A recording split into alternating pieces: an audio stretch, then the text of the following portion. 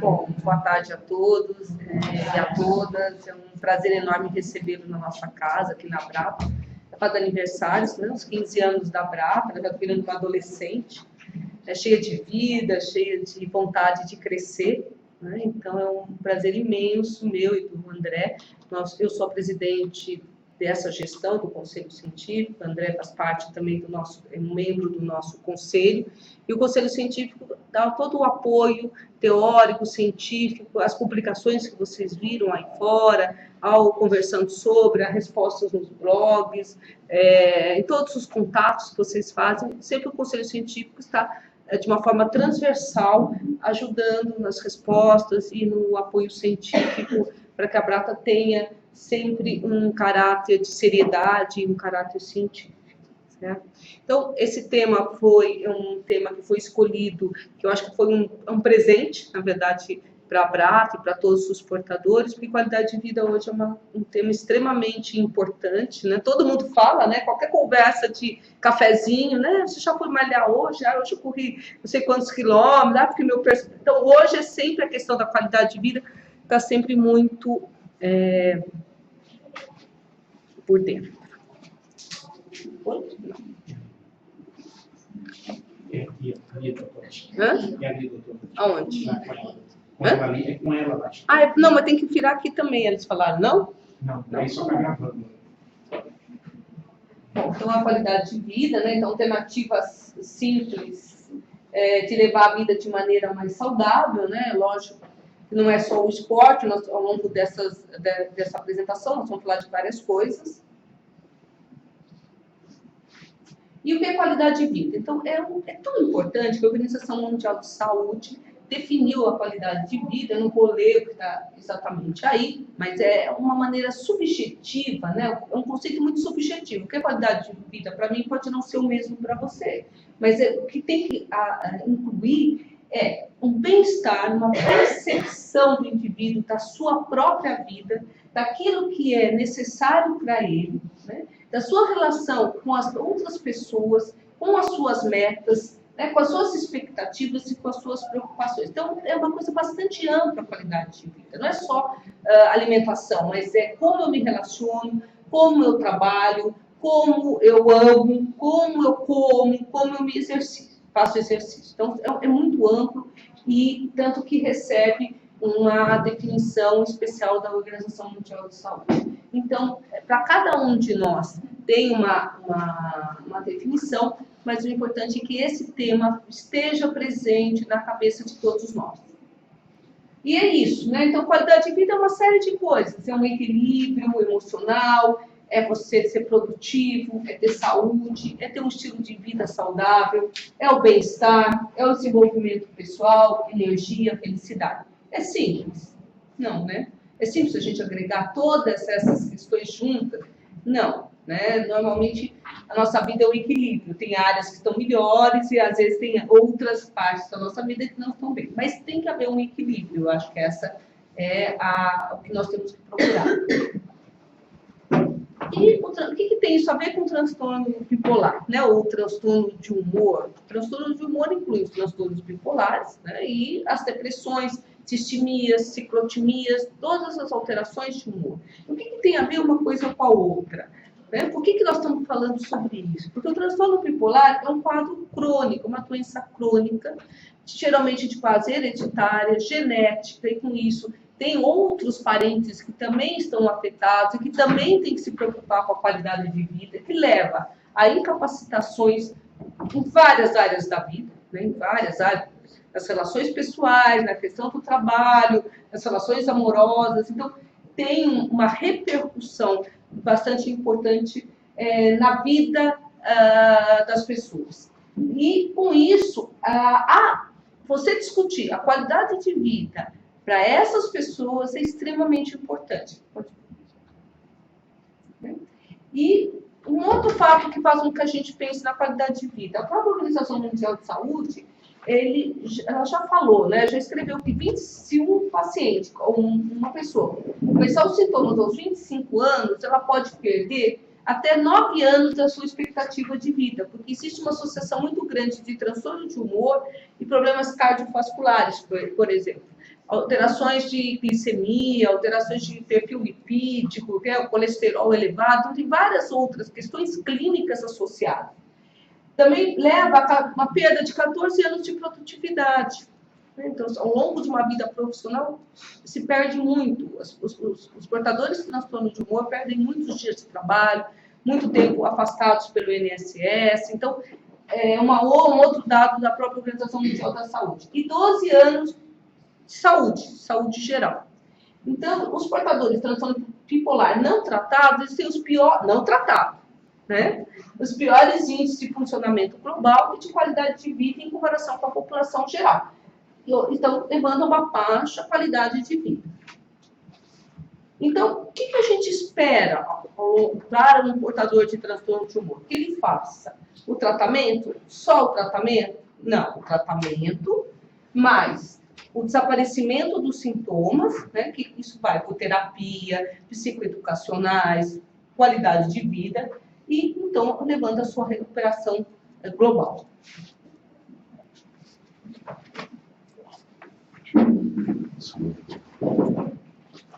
Eu tenho que passar já.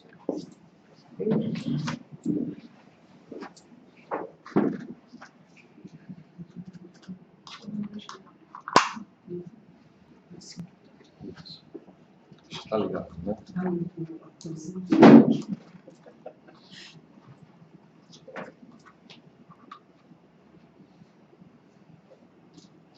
Toda tecnologia é nova para a gente. Vocês perceberam que nós estamos intimamente relacionados com tudo isso, a rapidez, né? Mas os próximos a gente melhora. Então, como a Sônia falou, chamo André, sou professor científico da Brata e trabalho no Instituto de Psiquiatria do HC como pesquisador em transtorno de humor. Né? Então, vamos lá. Isso aqui todo mundo já deve ter visto, né? É até um clichêzão, esse vulnerabilidade biológica. A gente não adoece como quer, a gente ainda adoece como pode, né? Se você tem que ter uma vulnerabilidade biológica. Mas psicológico, que a gente se refere mais ao que está as crenças, padrões, primeira infância e tal, e ambiente, o que está em volta, trabalho, família, coisa que está. Se tiver uma genética forte em um ambiente que não está estressando tanto, você segura um transtorno, demora mais, menos gravidade, demora para implodir. Se tiver uma genética fraca e muito estressor, é um balanço, que é multifatorial. Isso aqui muda? Então vamos lá. Isso aqui também eu sempre mostro, que não tem cura, né? O transtorno bipolar, e mesmo com uma depressão recorrente, já com mais de 3, a gente não fala em cura. Mas tem controle, né? Quer dizer, o ênfase tem que estar sempre aqui. Que a gente, diabetes não tem cura, a HIV não tem cura, hepatite C quase sempre tem, mesmo doenças infecciosas, né? Mas se você controla, isso faz toda a diferença. Mas tem que aderir ao tratamento, tem que controlar os fatores de risco, e a qualidade de vida, o tratamento eficaz é o passo principal. Quer dizer, quando está desequilibrado, com sintomas residuais, ou saindo de uma mania, de uma euforia, de uma depressão, a doença toma o controle. Você não é uma pessoa que está no comando, é a doença que está no comando. Então, o primeiro ponto para se ter qualidade de vida é buscar um tratamento eficaz. E a gente sempre acaba achando o protocolo que a pessoa fica bem. Porque, no fundo, qual é o grande objetivo de todo mundo? É a qualidade de vida. Não precisa ser bipolar, não precisa ser... o estilo de vida pode afetar os níveis de estresse, contribuir para a máxima redução dos fatores desencadeantes. É o que eu estava falando. Se você tiver um ambiente protegido, sem tanta emoção expressa, sem coisas que mexam muito com a gente para se desequilibrar, você acaba evitando desencadeantes. Agora, aqui, inclusive, é o Calvin, né? Felicidade não é o suficiente, eu quero euforia. Não sei se vocês conhecem. Muitas vezes, o portador ele gosta de ter um pouco de hipomania, né? Isso a gente sempre insiste que é uma coisa que é perigosa, porque você não consegue, às vezes, ficar com aquele pouco. Acaba caindo numa mania, ou num estado misto. Então, o que a gente chama de qualidade de vida? É um certo vício de uma coisa ligada ao 220. Então, isso é uma coisa...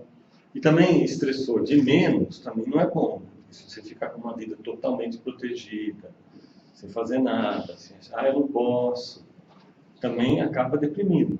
Porque o estressor é próprio da vida, a gente, quando está as relações, você se propõe uma coisa, surgem questões, não tem como ficar tudo sempre redondo.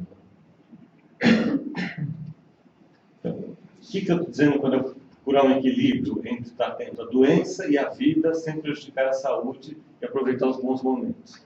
Tem gente que nega a doença, né? Fala, não, isso não é nada, todo mundo é um pouco bipolar, especialmente se for um bipolar tipo 2, uma coisa mais leve, não tiver aprendido ainda. Daí, quando se nega a doença, você está totalmente tomado por ela. E, ao mesmo tempo, tem outras pessoas que vão para o polo talvez oposto, que vivem mergulhados na doença. Café da manhã, almoço e janta, só pensando nisso. Assim, a ideia é, nos horários de tomar medicação, do médico, de colher os exames, de fazer um afetivograma no fim do dia, ver como está o seu humor, né, os desencadeantes. Importante lembrar, fora disso não. Então, a qualidade de vida? Isso aqui eu peguei do livro que eu gosto muito, que é do Michael Burke, né? Melhorar o cotidiano dos relacionamentos, que a doutora Sônia vai trabalhar bastante isso, né? Não ficar fora da vida, estar envolvido com a vida. Né? Isso é uma coisa que eu gosto de pensar. Você tem que ter uma coisa recolhida, mas ao mesmo tempo envolvida nas relações. E correr as metas. O Michael Burke usa esse acróstico aqui, SMART, as letras S-M-A-R-T, né? Que é inteligente em inglês. Né? Para a gente lembrar. Quer dizer, não adianta ter uma meta que não faça sentido. Quer dizer, me preparei para vir aqui. Se não tivesse nada a ver com esse assunto, não tocasse o meu coração, não fosse uma coisa que não me envolvesse, que é ligada ao meu trabalho, mesmo algumas características pessoais e familiares, isso não teria um drive. Né? Tem que ser mensurável. Não adianta a gente ter uma meta e falar, eu quero fazer direito, quero ser um juiz de direito. Tem que dividir em metas menores, né? Para preparar para passar no vestibular, criando toda uma... Então, assim, sentido, mensurável, alcançável, realista, tempo definido. Porque às vezes a ideia de uma meta fica como uma coisa muito grande que você não consegue se aproximar. Então tem que ter um sentido com quem você é, com as suas buscas, com as suas necessidades. Você tem que mensurar, quer dizer, dividir em partes menores. Tem que ser coisas que você consiga alcançar, né? Fazer um curso de um ano, para quem não está tão bem, trabalhar. Você faz mais anos, menos disciplinas. Com tempo, tem um cronograma para fazer isso.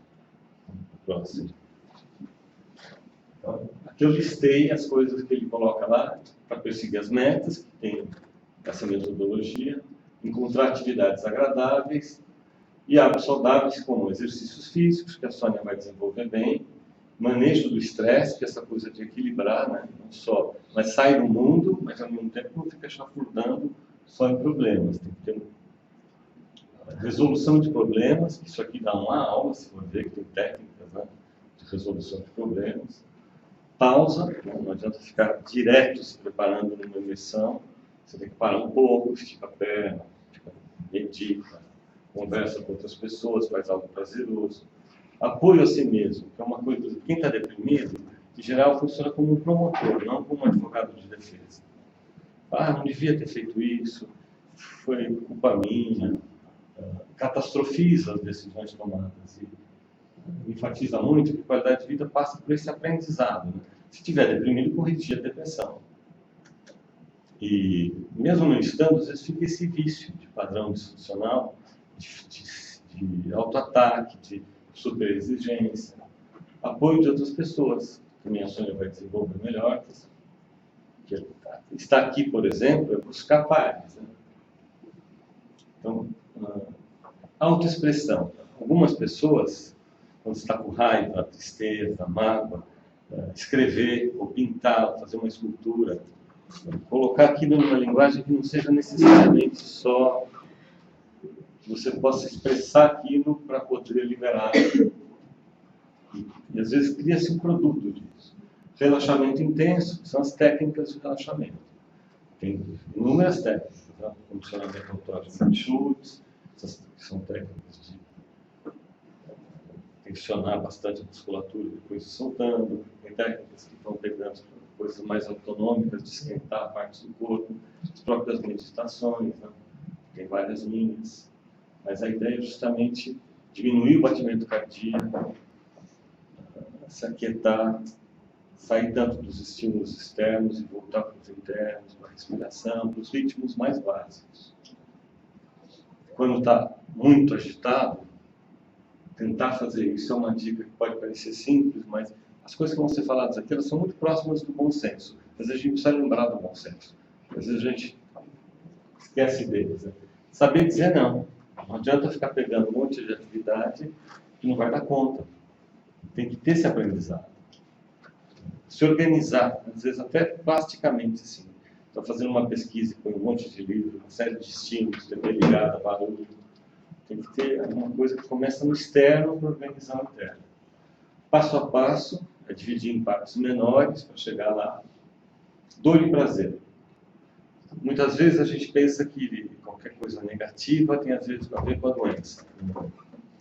Na verdade, a experiência de dor e de prazer é própria da condição humana. A gente não tem como passar pela vida sem ter choques de interesse, conflitos. E entender que nem sempre isso é sintoma. Às vezes pode ser sintoma, mas às vezes pode ser uma coisa que você precisa aprender a elaborar melhor. Alívio espiritual, isso é uma coisa também dá uma aula imensa, né?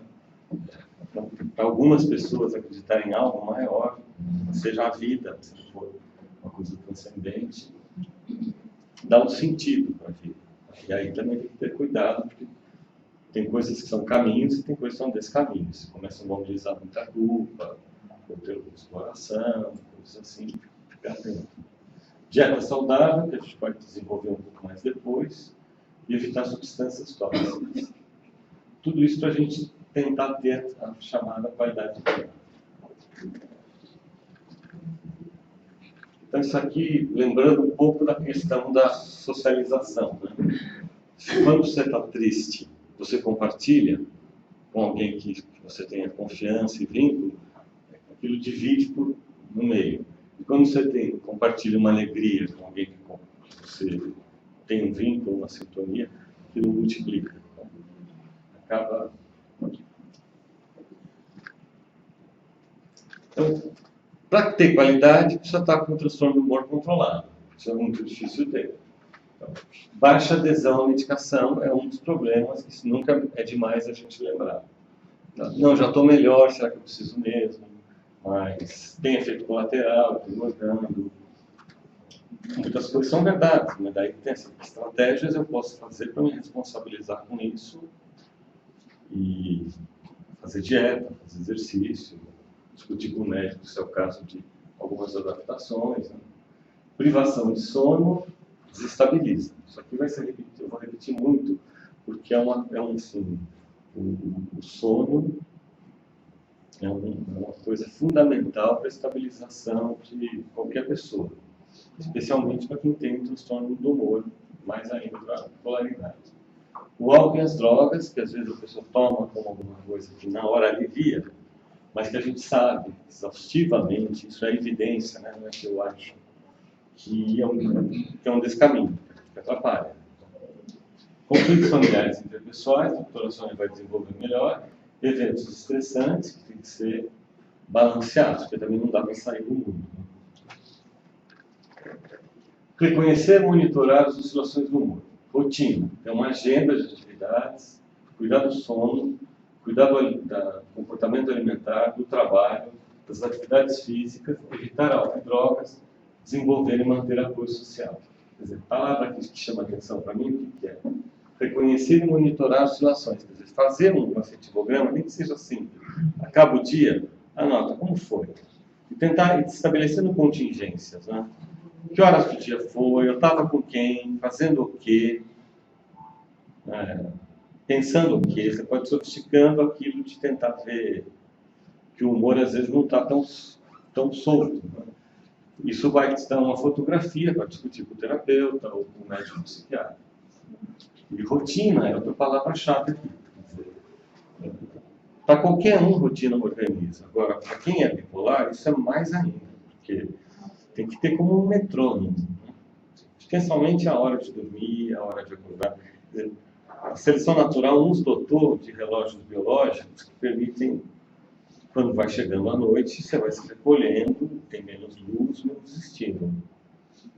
E quando acorda, tem luz para otimizar justamente o organismo. Só que na vida civilizada isso tudo foi mudando.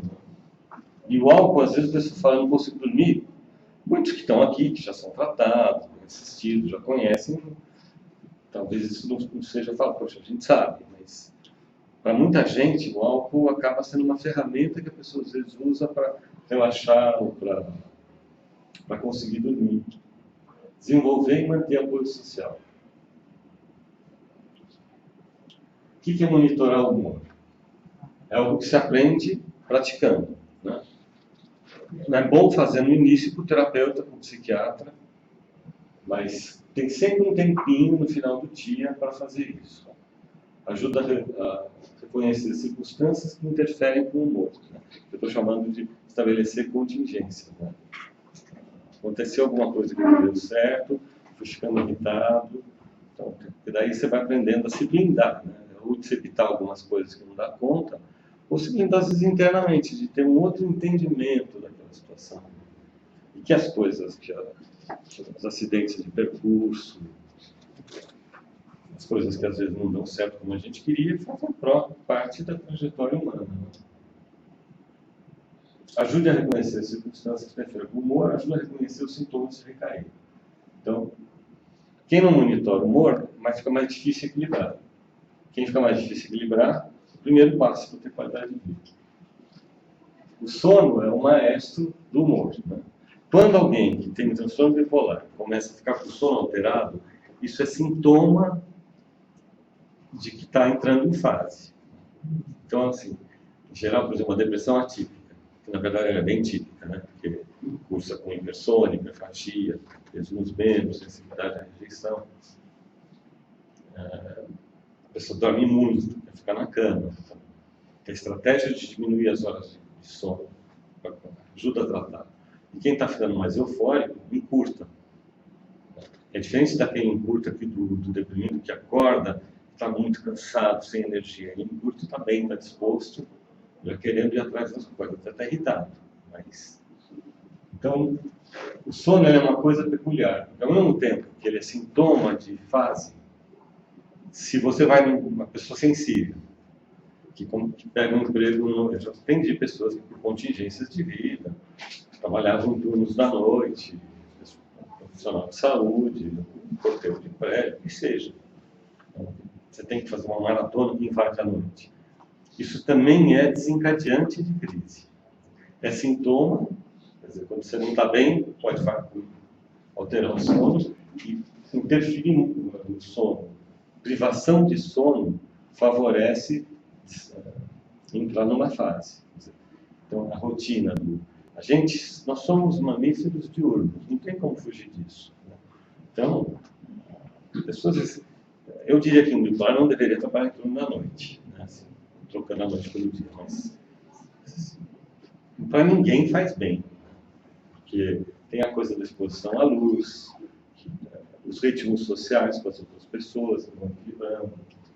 Durante o sono, muitas substâncias importantes são produzidas, que participam dos processos metabólicos. Por exemplo, o cortisol vai caindo ao longo do dia e subindo à noite. A melatonina, quando você para de se expor à luz, ela vai ser produzida e induz o sono. A falta de sono é um gatilho para os episódios de humor. A falta de sono faz mal mesmo para a pessoa não portadora. O sono e o humor são duas faces da mesma moeda, pelo que eu expliquei em cima. Não sei se estou sendo claro, se o ritmo está bom. Dá um feedback aí para mim também. Próximo. Para um sono saudável, o que a gente faz? Evita a cafeína, que é o café, chá preto, mate, Coca-Cola, Ice Tea, a partir do período da tarde. Se puder não tomar, é melhor, mas não usa álcool ou drogas como indutores do sono. Drogas não prescritas pelo médico, né? Eu estou querendo dar uma colada aqui, que às vezes aqui fica muito pequenininho. Evite alimentos de difícil digestão. Evite exercícios aeróbicos à noite. Evite trabalhar à noite. Diminui estímulos mentais, tipo navegar até tarde na internet. À noite é a hora de começar a seguir o crepúsculo, né? Quando a gente fala o médico, ele tem uma coisa assim, é como uma bússola. Você aponta na direção que deve ser. É óbvio que quando alguém está estável, não tem um quadro tão grave, você flexibiliza, a gente aponta como assim, o norte para cá, o certo é não fazer isso. Agora, também, em algumas situações sociais, você vai flexibilizar um pouquinho isso, mas ficando atento. Próximo. Mantenha o sono. Deite sempre na mesma hora, acorde na mesma hora, mesmo no fim de semana. Técnica de relaxamento e meditação antes de deitar. Evite cochilar durante o dia. Evite compensar a falta do sono nos finais de semana. Você não adianta assim, eu vou pagar a dívida do sono que eu não tive na semana dormindo um monte. Porque daí você dorme um monte e acorda meio deprimido. Tem que ter esse cronômetro mesmo, não coisa. Mesmo no fim de semana. Do sono saudável. Isso tem que ter conversa com o médico, né? Tomar um medicamento prescrito, se for o caso, se não tiver outras formas de lidar. A mudança no padrão de sono pode ser o primeiro sinal de que um novo episódio da doença está se desenvolvendo. Alimentação. Muita gente queixa que o remédio faz engordar. Na verdade, é um pouco mais complexo que isso, né? Pode até aumentar, carboidrato, alguma coisa. Alguns interferem no metabolismo, não dá para a gente negar. Mas você pode deitar em berço esplêndido, colocar a culpa nele, ou não querer tomar. Daí vai ter todos os problemas com a desestabilização. Ou simplesmente cuidar do que se come, se responsabilizar por isso. E cuidar do exercício, que a sua vai desenvolver bem. Então, manter uma boa rotina alimentar, café da manhã forçado, que deveria ser a principal refeição, almoço moderado e à noite leves à tarde à noite. Quer dizer, vai também nesse processo de diminuindo. Porque muita comida à noite, principalmente de proteína, de difícil digestão, interfere no processo do sono. No correto, os horários têm que ser regulares. Tá? Hora de tomar os remédios, hora de tomar as refeições, hora de acordar e hora de dormir. Vai formatando, né? Vai dando uma coisa, imagina um líquido que está todo solto, que você está desorganizado. Põe um vaso que dá forma, que acolhe. Né? A rotina faz muito isso. Há fortes indícios de que peixes, especialmente das águas geladas, né? Salmão, sardinha, ricos em ômega 3, favorecem tratamento de quadros depressivos. Isso é uma evidência, não é de altíssimo grau, mas mais ou menos está claro. Porque tem estudos epidemiológicos dos países, Japão, que comem mais, tem uma alimentação mais rica em ômega 3, que tem suplementos hoje, tem uma incidência menor. O próprio neurônio, a membrana do neurônio usa esse tipo de gordura, né? Excesso graxo. Moderar a ingestão de gorduras trans, né? Carboidrato e sal. Grosseiramente o que faz mal para o coração faz mal para o cérebro. Porque tem os vasos que ligam. Então você tem que ter cuidar do colesterol, cuidar dos triglicéridos, cuidar dos triglicéridos também. Às vezes eu me sinto como um fariseu, falando coisas que... Mas assim, a gente fala o que deve e faz o que pode. Mas assim, dietas radicais que privam uma pessoa de um grupo de alimento não são indicadas. Aquela dieta que fala um padre Marcelo hambúrguer com alface, não faz bem. Assim, não adianta, ou só proteína. Combinação de exercícios regulares e uma menor quantidade de alimento nos horários da alimentação. Atenção às mudanças do apetite, porque apetite também é sintoma. A gente tem que cuidar dele, mas ele também é sintoma. Depressão atípica cursa em geral com hiperfagia. Depressões melancólicas, em geral, cursam com perda de apetite, perda de peso. Então pode ser sintoma também. Aqui dá para mudar também? Aqui não. Não dá. E a telinha fica pequena, então para eu olhar a colinha e lembrar, eu tenho que ficar olhando, tinha que ter posto um papel aqui. Está indo, né? Vamos lá. Próximo, né? Deu certo aí?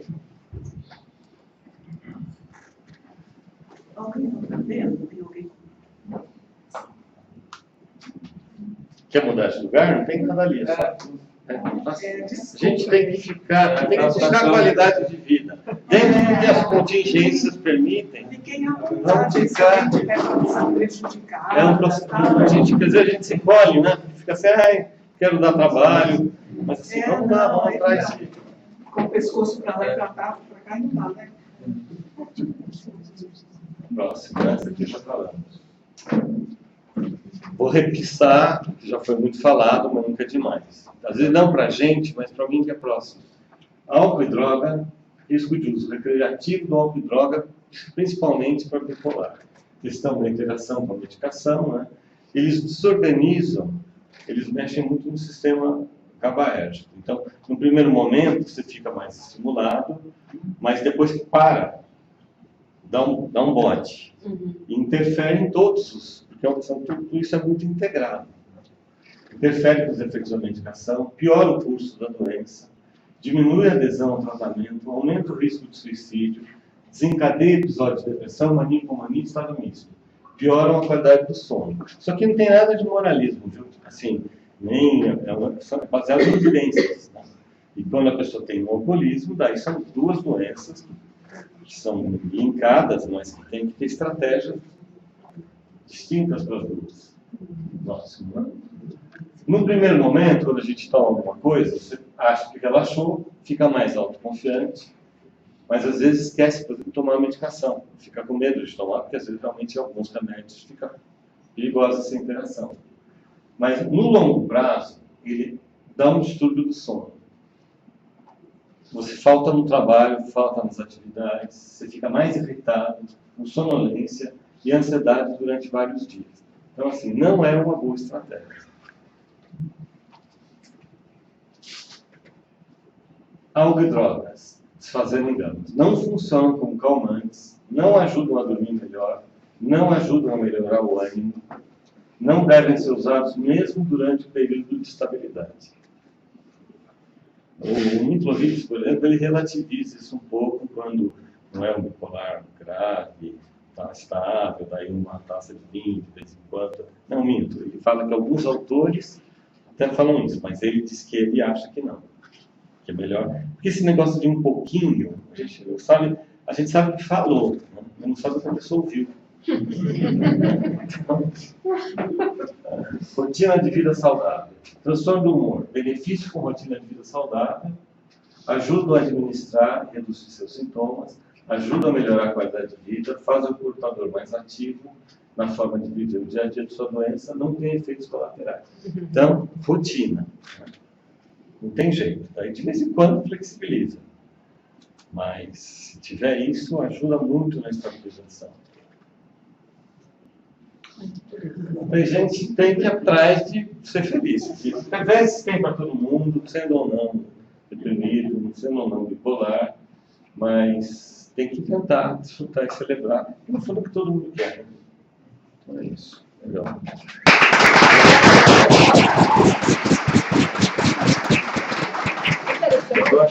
Oi? Esse era o seu último. Eu acho que sim, né? Vamos ver se tem mais algum. Tem mais um. Não, a referência bibliográfica. Rosilda tinha um material que eu adaptei, para agradecer a ela. O Michael Burke, o livro do Teng, basicamente. Você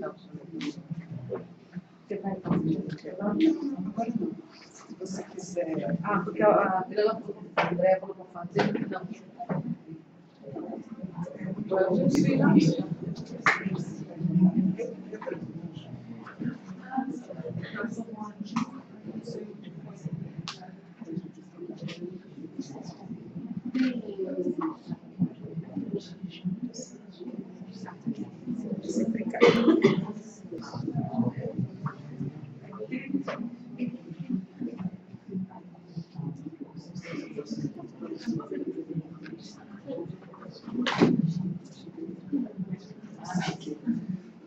Esse livro aqui, que é a minha Bíblia, eu acho esse livro para portador e familiar.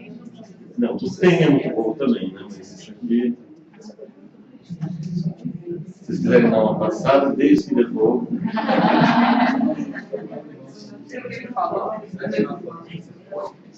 Só para ver anotar o nome. que foi? Não, esse Vivendo com Transtorno Bipolar. Ah. Eu sempre Como é que é? Aqui, né? Bom, gente, tudo bem? Vocês estão bem aí? Só lembrando uma coisa que eu tenho que ir pro X. Não. Uma coisa que o André falou, só para a questão do salmão. O nosso salmão não é rico em ômega 3 porque ele não é de águas profundas. São todos de cativeiro quando não é truta com corante, né? Então, precisa fazer a reposição, sim, de ômega 3, né? Não dá para só comer salmão, porque o salmão nosso não é rico em ômega 3, só se for selvagem, né? Não tem nada. Mas acredita? Eu prefiro não.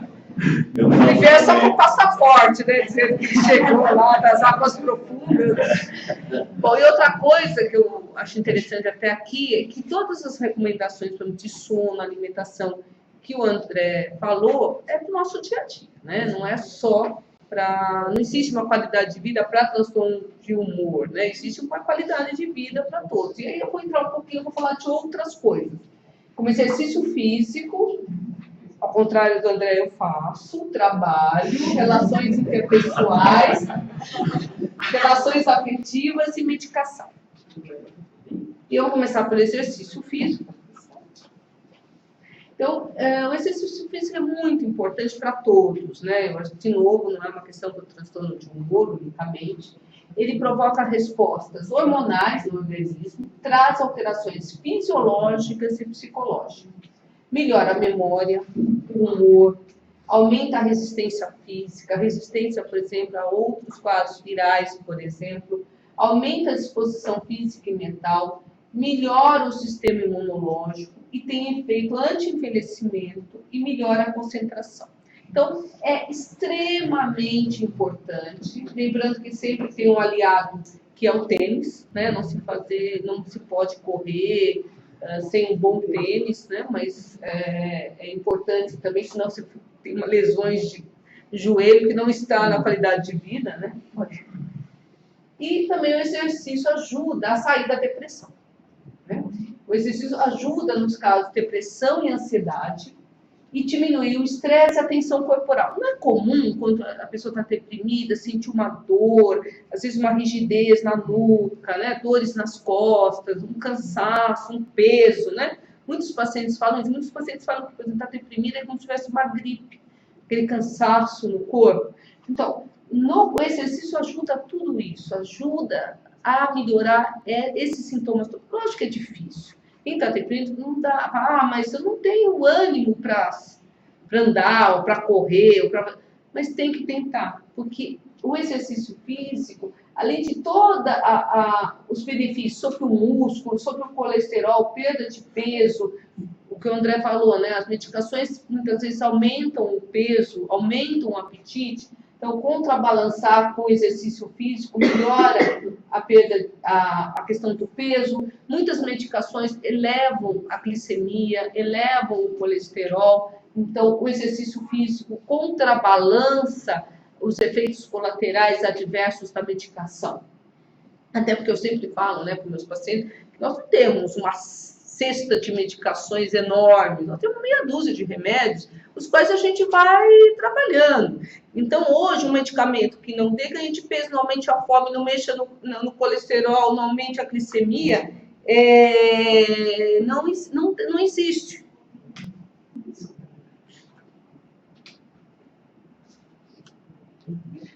não existe a tecnologia, né?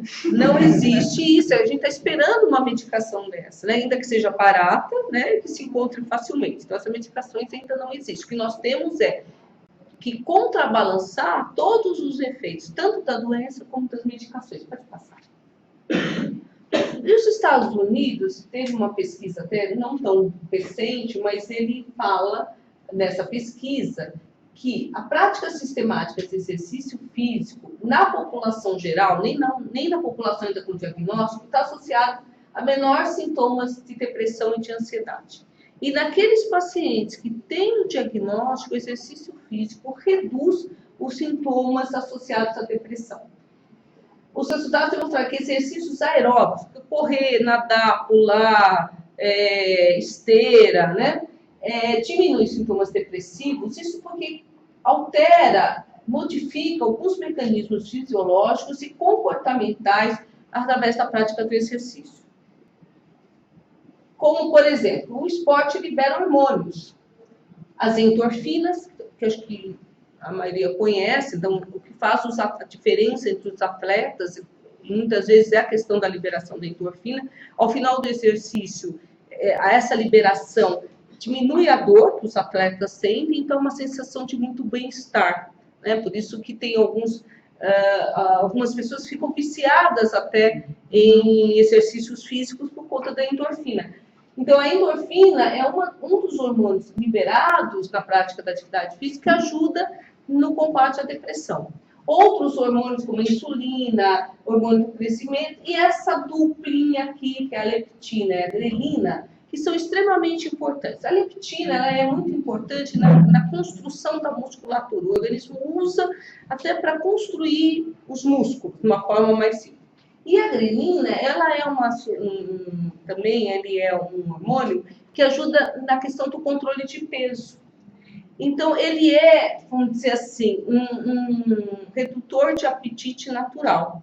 E ele é liberado à noite. Então, o que acontece? As pessoas que não dormem, sejam elas por transtorno de humor, seja por qualquer outro motivo, seja porque trabalham em turnos, elas desregulam essa grelina e eles têm aumento de apetite e obesidade. Então, geralmente, um outro fator de obesidade nos pacientes com transtorno de humor é o fato de não dormir direito. No entanto, para não fazer que nem o nosso ratinho, né, que está levantando mais peso do que pode, o exercício, não adianta vocês um dia correrem 10 quilômetros e passarem 15 dias comendo. Tem que ter rotina até para fazer exercício, né? Então, não é para se sobrecarregar, é para ter uma constância nesses exercícios, né? Pode passar.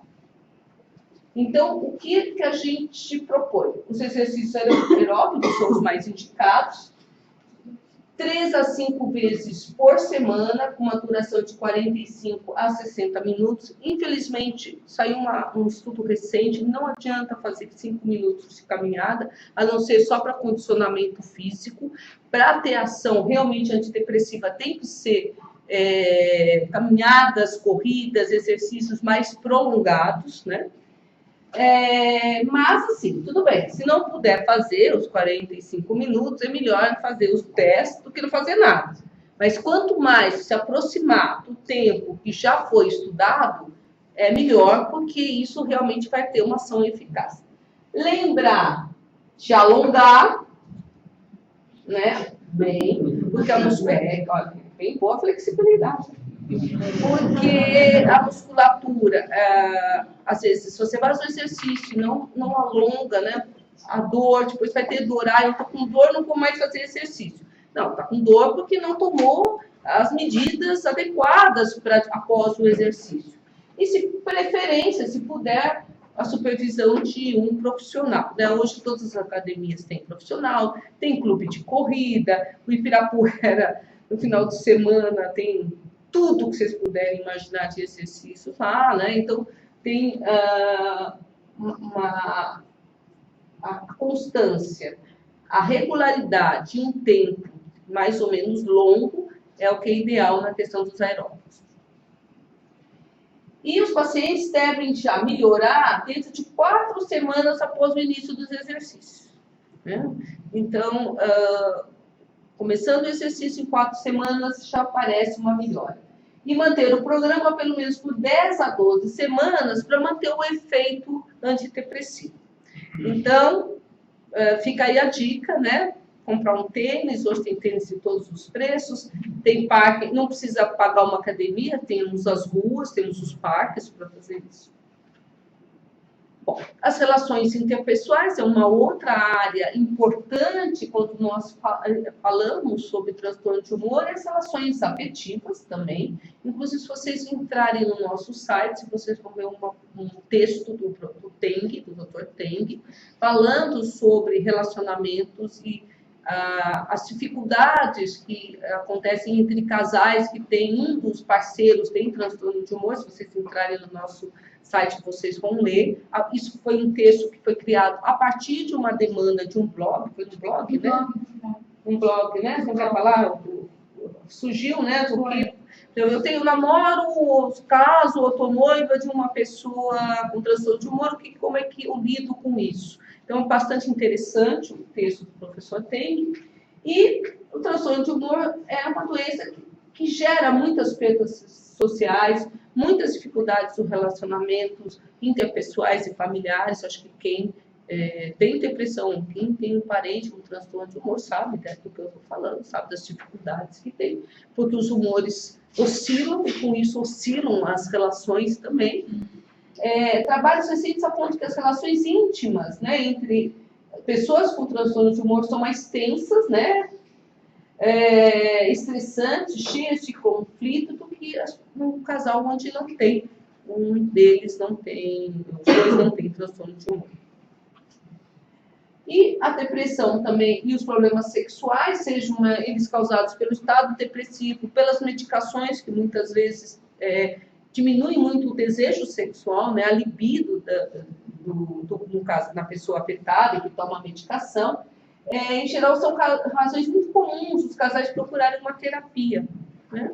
Então, tem que ser entendido e tem que ter muito esclarecimento, né, sobre como lidar tanto com a parte afetiva como essa parte sexual, que é importante num casamento também, né, e para que não leve, então, a dificuldades mais graves, separações, e por falta, às vezes, de esclarecimento do próprio quadro, do próprio efeito das medicações. Metade das mulheres depressivas reclama de sérios problemas dentro do casamento, e provavelmente seus parceiros também, né? Então, devido, então, à própria depressão, isso tem um site um trabalho de depressão e relacionamento pessoal que vocês acham na PsicoWeb. Bom, um outro estudo desse autor de Klein avaliou o relacionamento familiar de pacientes com transtorno de humor unipolar, uma depressão unipolar, a depressão bipolar e a distimia. E o que eles encontraram é que os pacientes que têm depressão bipolar apresentam um pior relacionamento familiar do que os que têm depressão unipolar e distimia. Os pacientes distímicos, apesar de não terem tantos problemas, também apresentam, porque se vocês lembram desse personagem do rádio, eu sei que não vai dar certo, ó dia, ó vida, o azar, isso é o protótipo do distímico, né?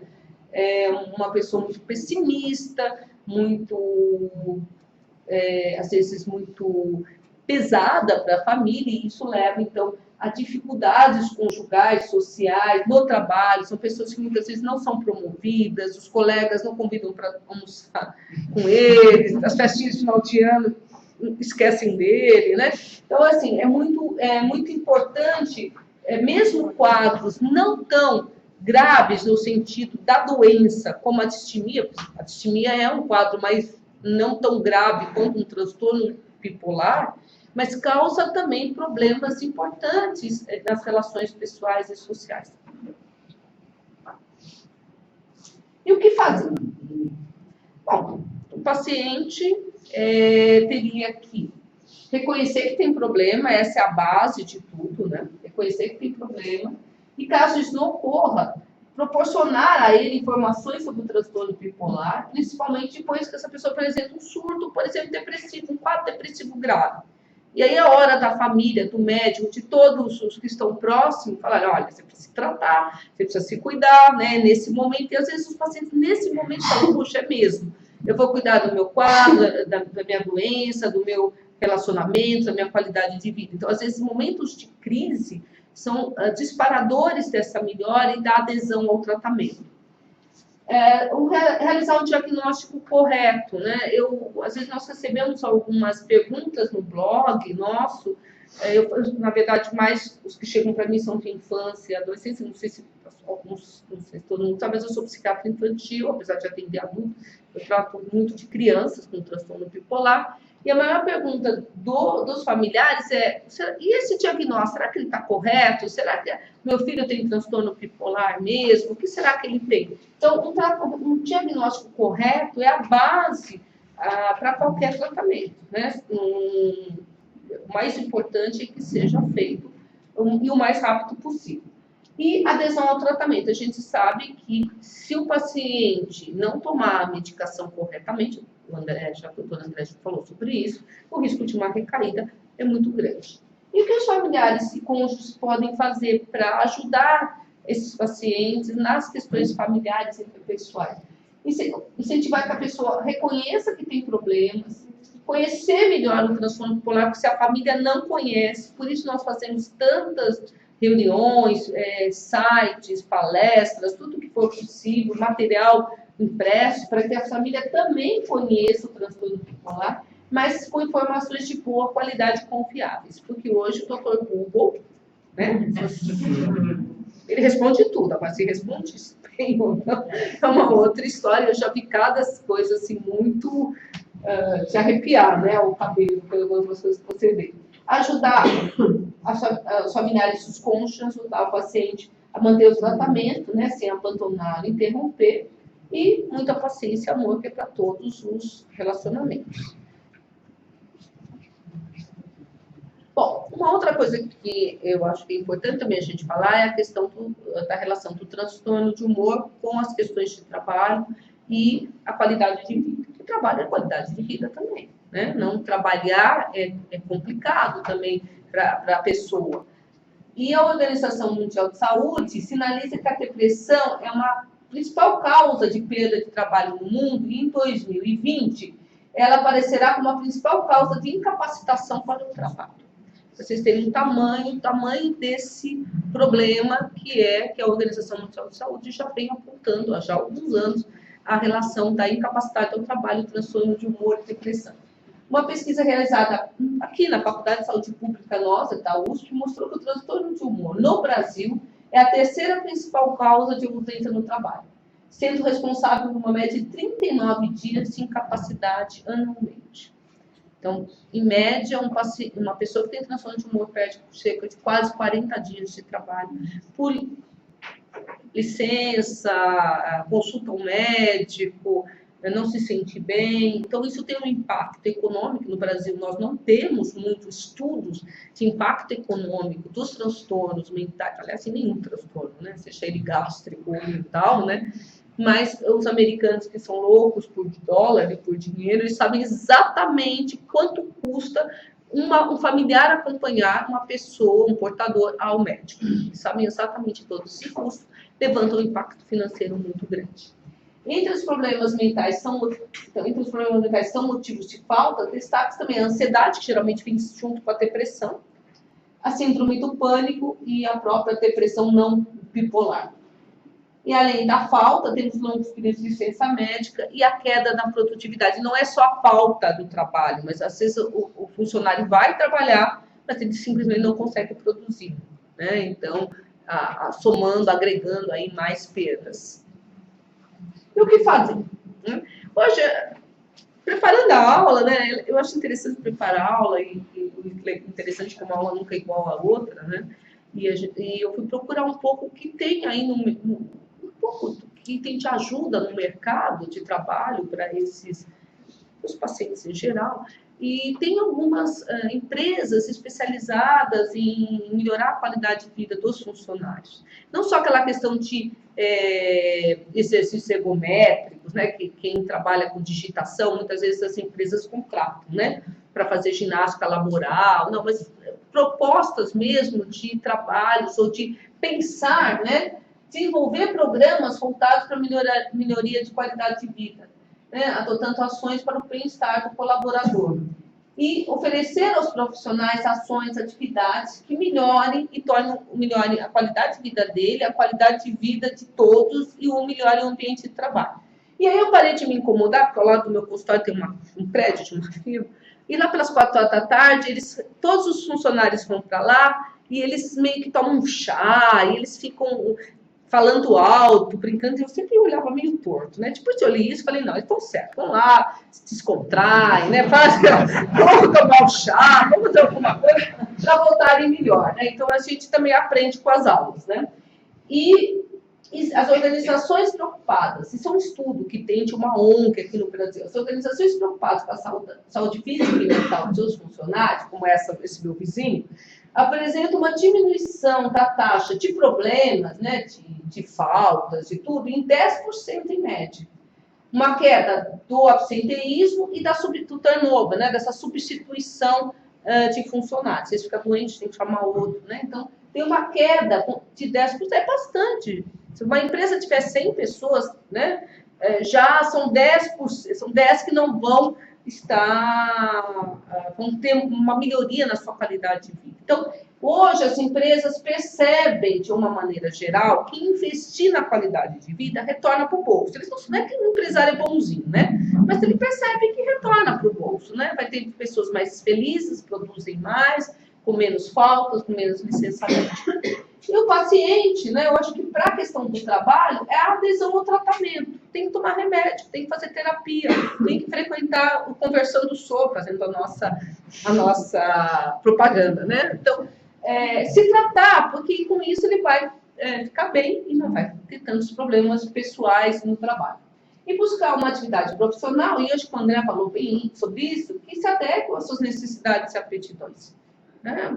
Então, se tiver um trabalho extremamente estressante, né, com metas, com muita viagem, com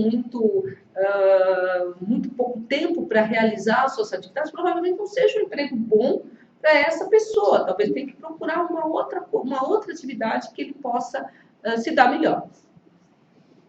Bom, e a questão da medicação, né? Eu acho que essa é a nossa...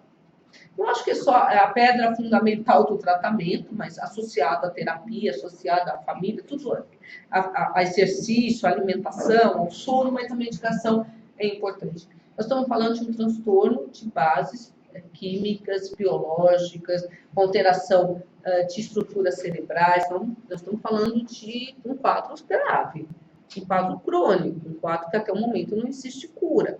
Então, a medicação é um aliado importante e precisa ter o seu espaço bem garantido e bem sedimentado no tratamento, né?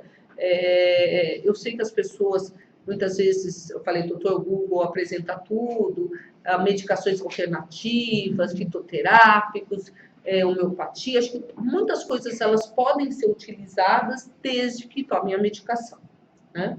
Então, mesmo a qualidade de vida junto com a medicação. Então, a medicação é a base. E, lógico, que é a coisa mais complicada, muitas vezes. Quem gosta de tomar remédio? Alguém gosta? Estou vendo o dedinho de... não, remédio, injeção, não, né? Ninguém gosta de tomar remédio. Por vários motivos. Porque a gente tem a sensação de que está doente. A primeira questão. Segundo, é muito chato, às vezes, todo dia ter que tomar medicamento. Eu tomo remédio para tiroide todos os dias, né? Todo dia meu comprimidinho está lá. Mas, assim, você não pode esquecer, você não pode viajar, você tem que levar, você vai dormir na casa de um parente, você tem que levar. Então, assim, você só pode comer depois de 30 minutos. Então, tem todo um ritual envolvido em tomar remédio. E... não só a medicação, mas também a psicoterapia é muito importante. É fundamental o tratamento se fazer, então, na estabilização do humor. Não, cada crise que o transtorno bipolar tem, o paciente tem, o portador tem de uma crise, seja de euforia, seja de depressão, Isso leva a consequências físicas importantes, né? Sociais e familiares, de trabalhos em todos os... E o grande temor que nós temos, que é o risco do suicídio aumentado nos pacientes com transtorno bipolar na fase depressiva. Então, tomar remédio não tem discussão, tem que tomar remédio. Os principais medicamentos são os estabilizadores de humor, os antipsicóticos atípicos e os antidepressivos. Eu pus uma interrogação, porque eles isoladamente estão contraindicados por conta da possibilidade de fazer uma virada maníaca. Então, sempre que usar antidepressivo, nós temos que utilizar um estabilizador de humor ou um antipsicótico atípico. Lembrar que o tratamento de manutenção diminui a ocorrência e a gravidade de novos episódios. E a dificuldade para tomar remédio, isso que eu estava falando, não é só do transtorno bipolar. Isso ocorre devido aos efeitos colaterais, além daquilo que tem que tomar todo dia, tem efeitos colaterais, achar que está curado, já estou bom, não preciso. Como o transtorno é um transtorno de fases, quando fica eutímico, né, quando fica sem sintomas, não precisa tomar remédio, né? Vou parar o remédio, fazer uma experiência. Né, André? Tem muito... Chega no consultório, eu fiz uma experiência, doutora, resolvi ficar sem o remédio. Falei, meu Deus. Sobra pra gente, né? Preconceito. Né? Não, o que os outros vão achar se você toma remédio? Vão achar que eu sou louco, né? Porque minhas crianças são as principais vítimas, né? A gente até conversa de muitas vezes não contar na escola, porque as outras crianças às vezes não entendem. Os adultos que deveriam entender não entendem, imagina as outras crianças. Opinião de parentes, amigos e às vezes do farmacêutico. Você toma isso? Eu se fosse você não tomava. Não tomava. Então, é importante, o parente também, né? Fala assim, mas você toma tudo isso de remédio? Né? Você não está se topando, seu médico dopa você. Então, essas questões a gente tem que estar muito claro que não é isso. Nenhum médico dopa paciente. A gente faz o que é preciso ser feito naquele momento. Né? Depois, às vezes, precisa ficar mais, dormir um pouco melhor, ficar um pouco mais... Às vezes, o transtorno de humor com uma impulsividade, uma tentativa de suicídio, um pensamento de suicídio, você vai deixar, não vai deixar ele um pouco mais... às vezes, a gente deixa até um pouco mais sonolento, mas é necessário por uma semana, para evitar uma internação, muitas vezes. Né?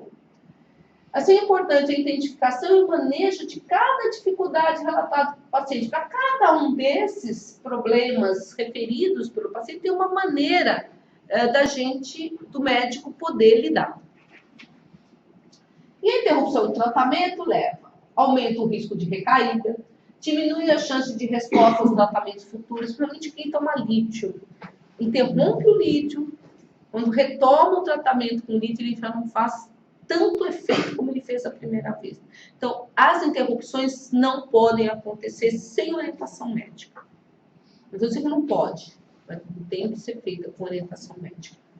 E isso leva a um curso mais grave da doença. E hoje, se sabe, uma coisa que acho pertinente falar aqui, que a gente... Normalmente, os portadores familiares só sabem do transtorno de humor daquilo, né? Ou está muito alegre ou está muito triste. Só que o que acontece dentro do organismo, teve agora recentemente o Congresso Brasileiro de Psiquiatria, e veio uma professora francesa que estuda transtorno bipolar na França e que tem um serviço público a Paris, não só em Paris, vários centros da França, eles têm centros especializados no atendimento só de paciente com transtorno bipolar. E ela trabalha com o estadiamento, que é uma coisa que a gente está começando a trabalhar no Sul aqui, que assim, que a doença tem várias fases. Além da fase mania e depressão, ela tem fases de evolução. Né? E cada fase de evolução da doença tem alterações cerebrais, de neurocognição, né, dessa parte cognitiva, de atenção, memória, concentração. Então, que o foco desses centros, né, e parece que um pesquisador do Sul está tentando replicar, é que você breque a doença nos primeiros surtos. Os primeiros. Né? Então, todo o trabalho, toda a força-tarefa, né, dos médicos, psicólogos, família, instituições como as nossas, ONGs como as nossas, é precar no primeiro anos de aparecimento do quadro, né? E com isso melhorar o organismo como um todo, né? A doença e os efeitos que o quadro, a doença causa no organismo das pessoas. O psicoeducacional é óbvio, né? Nós estamos fazendo 15 anos, temos que falar dele, hoje é conversando sobre, mas fica só para a gente marcar historicamente. E a missão da Brata é informar, educar a sociedade sobre a natureza de transtornos afetivos, apoiar psicossocialmente os portadores de depressão, transtorno bipolar, seus familiares e amigos, reduzir o estigma e melhorar a qualidade de vida dos portadores de transtorno afetivo. Essa é a nossa missão. Esse é o conselho científico dos que não estão presentes, porque eu e o André estamos aqui. Então, a Yara, a Beth, a Cid, a doutora Alexandrina, a Márcia, que ela me deu uma foto péssima, o Tenk e a Rosilda, que é a minha vice-presidente do Conselho Científico. E um parabéns à Brata de todos os membros do Conselho Científico.